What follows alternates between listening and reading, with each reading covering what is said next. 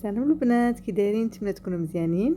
اليوم غادي نحضر معكم واحد الطبق نتاع الدجاج محمر اللي كيجي بنين بنين بزاف البنات. تابعوا معايا المقادير وطريقه التحضير. غنحتاجوا 3 ديال البصلات اللي غادي نقطعوهم بهذا الشكل هذا.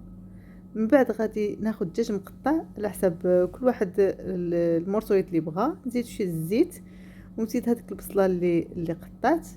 من بعد غادي نزيد شويه ديال الثومه، 3 ديال الفصوص تاع الثومه البنات، وغادي نحرك كلشي مع بعضياتهم.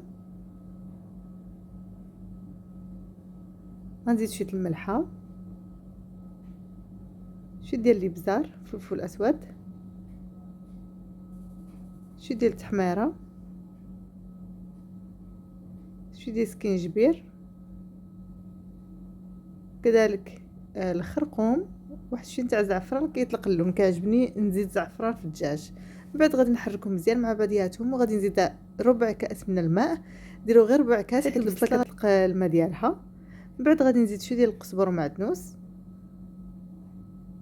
وغادي نحركهم كذلك هكا مع بعضياتهم.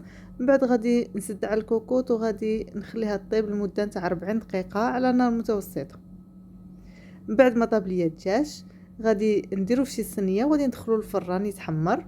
وهذاك المرق ديالو غنزيد عليه الزيتون وغادي نخليه على البوطه واحد 5 دقائق حتى يتشرب. من بعد يكون هذا بالشكل النهائي ديالهم. بعد ما زدت شويه ديال الفريت من الفوق، الفريت اختياري البنات، بغيتو تزيدوه ولا لا.